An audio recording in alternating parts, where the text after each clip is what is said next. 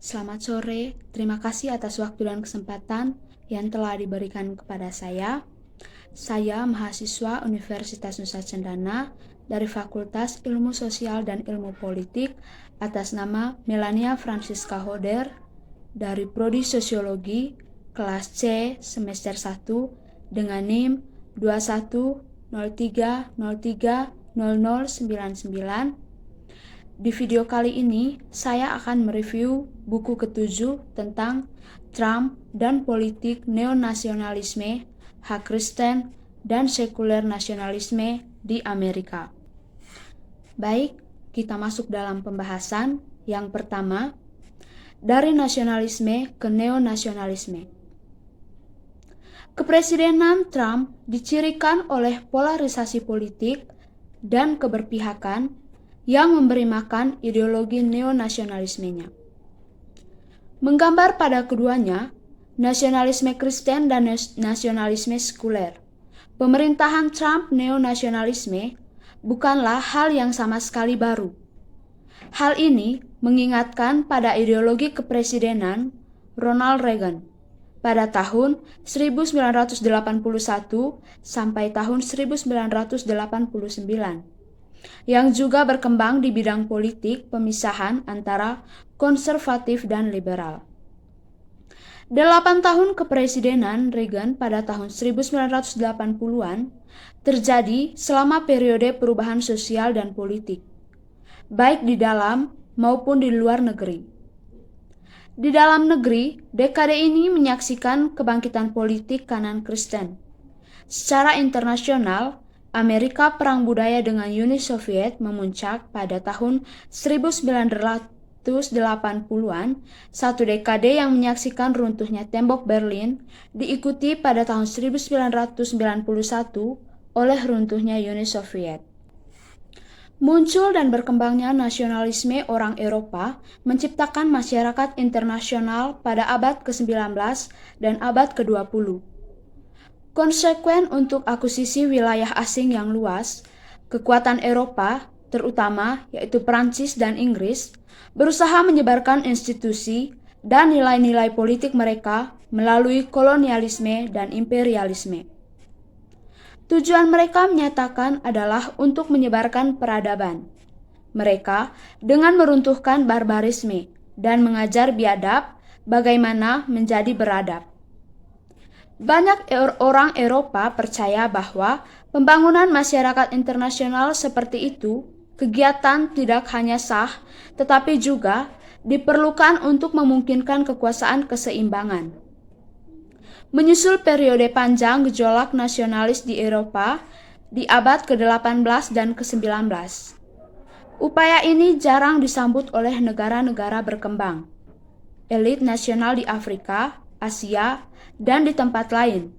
Setelah Perang Dunia Pertama dan khususnya setelah Perang Dunia Kedua, kekuatan-kekuatan Eropa secara khusus dilemahkan oleh konflik yang berakhir.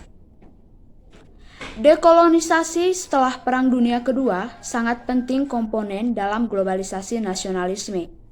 Sebagai puluhan pasca kolonial negara berusaha membangun rasa identitas nasional di negara yang baru merdeka, negara bagian.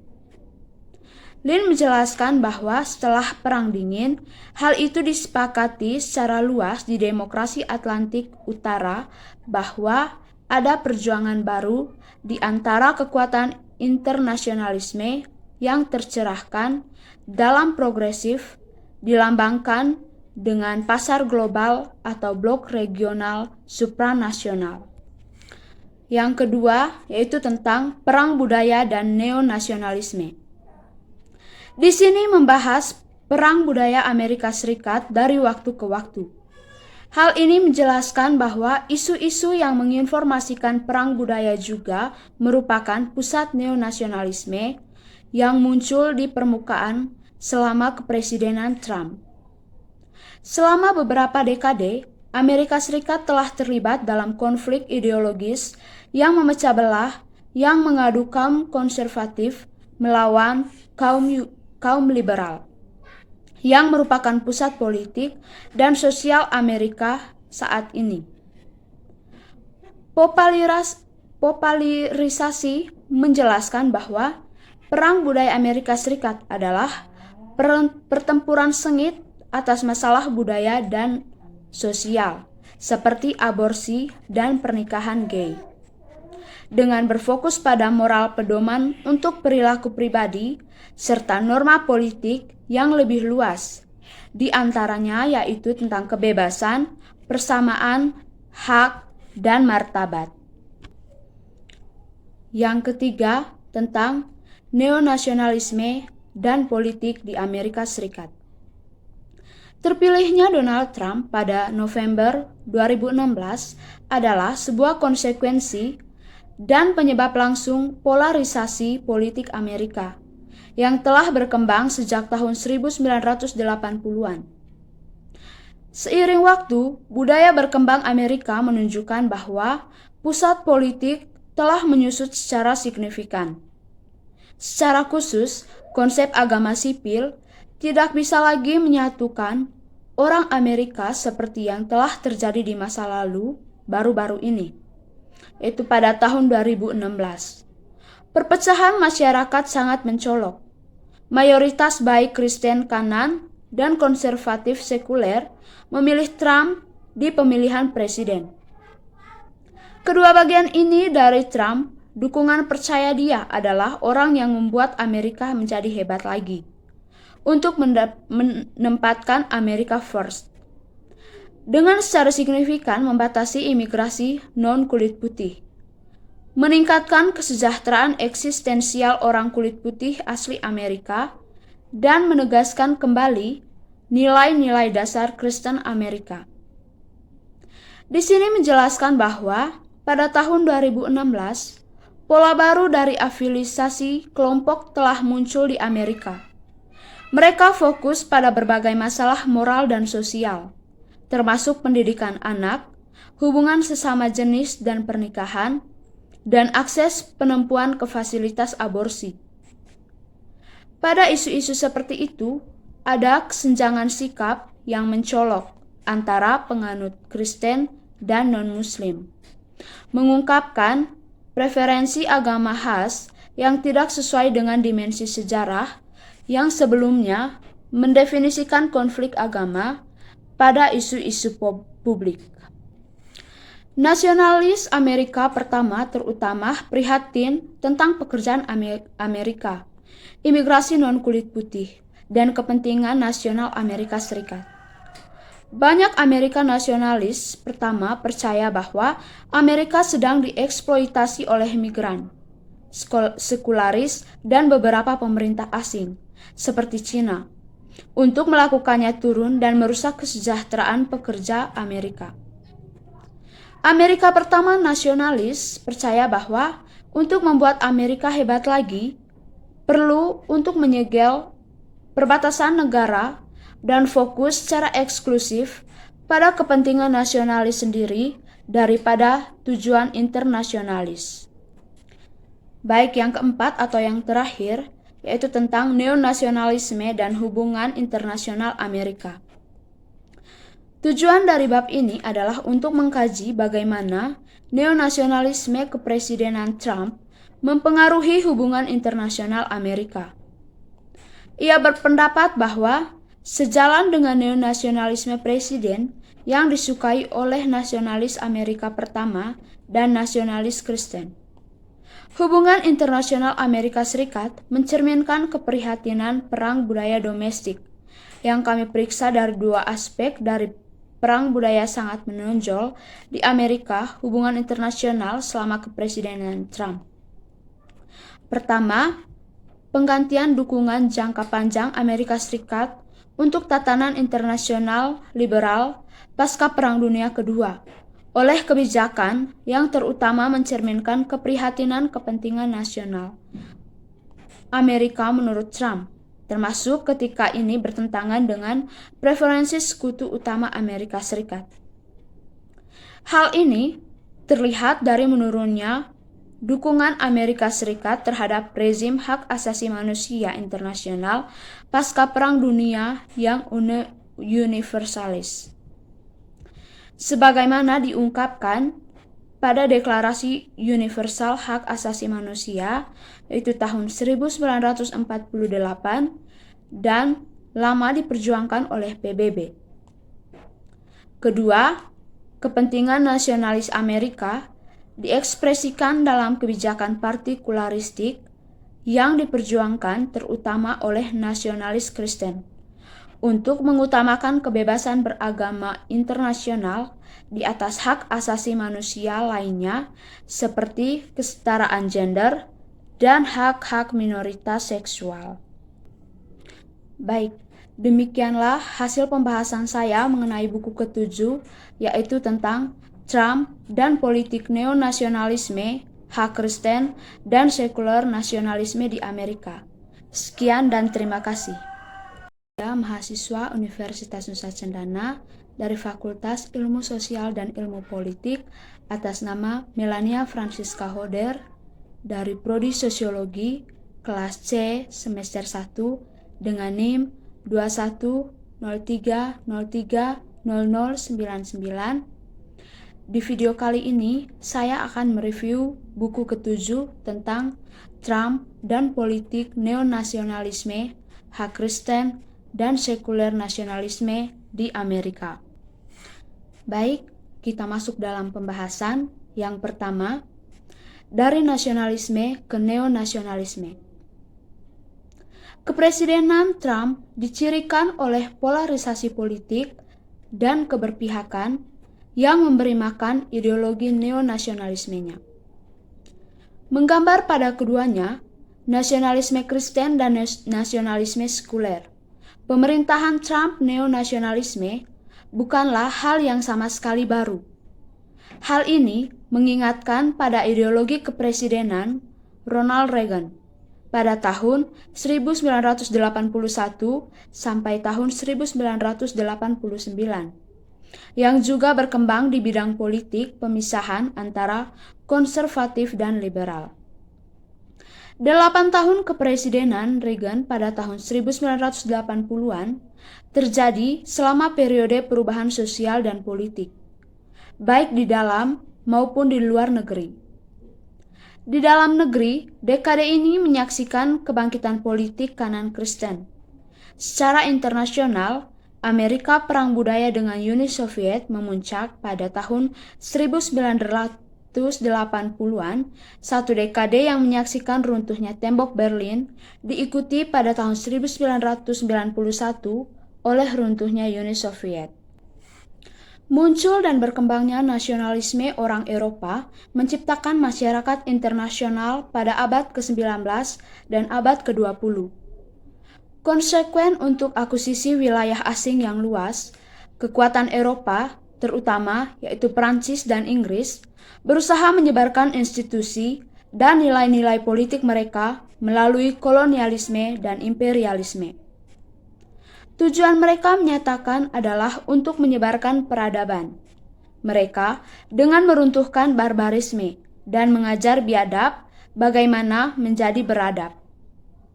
Banyak orang Eropa percaya bahwa pembangunan masyarakat internasional seperti itu kegiatan tidak hanya sah, tetapi juga diperlukan untuk memungkinkan kekuasaan keseimbangan. Menyusul periode panjang gejolak nasionalis di Eropa di abad ke-18 dan ke-19. Upaya ini jarang disambut oleh negara-negara berkembang, elit nasional di Afrika, Asia, dan di tempat lain. Setelah Perang Dunia Pertama dan khususnya setelah Perang Dunia Kedua, kekuatan-kekuatan Eropa secara khusus dilemahkan oleh konflik yang berakhir. Dekolonisasi setelah Perang Dunia Kedua sangat penting komponen dalam globalisasi nasionalisme. Sebagai puluhan pasca kolonial negara berusaha membangun rasa identitas nasional di negara yang baru merdeka, negara bagian. Lin menjelaskan bahwa setelah Perang Dingin, hal itu disepakati secara luas di demokrasi Atlantik Utara bahwa ada perjuangan baru di antara kekuatan internasionalisme yang tercerahkan dalam progresif, dilambangkan dengan pasar global atau blok regional supranasional.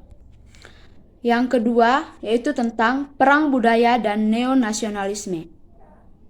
Di sini membahas perang budaya Amerika Serikat dari waktu ke waktu.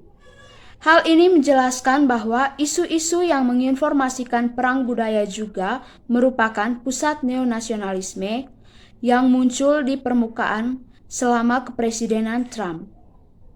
Selama beberapa dekade, Amerika Serikat telah terlibat dalam konflik ideologis yang memecah belah, yang mengadu kaum konservatif melawan kaum liberal, yang merupakan pusat politik dan sosial Amerika saat ini. Popularisasi menjelaskan bahwa perang budaya Amerika Serikat adalah pertempuran sengit atas masalah budaya dan sosial, seperti aborsi dan pernikahan gay. Dengan berfokus pada moral pedoman untuk perilaku pribadi, serta norma politik yang lebih luas, di antaranya yaitu tentang kebebasan, persamaan, hak, dan martabat. Yang ketiga, tentang neonasionalisme dan politik di Amerika Serikat. Terpilihnya Donald Trump pada November 2016 adalah sebuah konsekuensi dan penyebab langsung polarisasi politik Amerika yang telah berkembang sejak tahun 1980-an. Seiring waktu, budaya berkembang Amerika menunjukkan bahwa pusat politik telah menyusut secara signifikan. Secara khusus, konsep agama sipil tidak bisa lagi menyatukan orang Amerika seperti yang telah terjadi di masa lalu baru-baru ini, yaitu pada tahun 2016. Perpecahan masyarakat sangat mencolok. Mayoritas baik Kristen kanan dan konservatif sekuler memilih Trump di pemilihan presiden. Kedua bagian ini dari Trump, dukungan percaya dia adalah orang yang membuat Amerika menjadi hebat lagi untuk menempatkan Amerika first, dengan secara signifikan membatasi imigrasi non-kulit putih, meningkatkan kesejahteraan eksistensial orang kulit putih asli Amerika, dan menegaskan kembali nilai-nilai dasar Kristen Amerika. Di sini menjelaskan bahwa pada tahun 2016, pola baru dari afiliasi kelompok telah muncul di Amerika. Mereka fokus pada berbagai masalah moral dan sosial, termasuk pendidikan anak, hubungan sesama jenis dan pernikahan, dan akses penempuan ke fasilitas aborsi.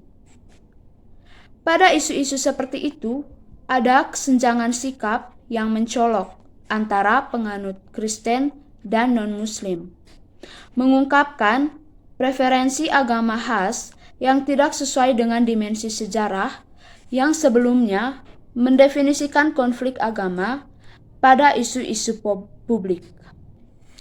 Nasionalis Amerika pertama terutama prihatin tentang pekerjaan Amerika, imigrasi non-kulit putih, dan kepentingan nasional Amerika Serikat. Banyak Amerika nasionalis pertama percaya bahwa Amerika sedang dieksploitasi oleh migran, sekularis, dan beberapa pemerintah asing, seperti Cina, untuk melakukannya turun dan merusak kesejahteraan pekerja Amerika.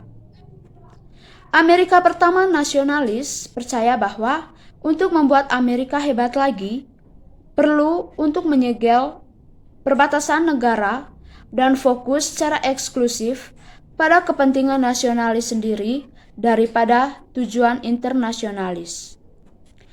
Baik yang keempat atau yang terakhir, yaitu tentang neonasionalisme dan hubungan internasional Amerika.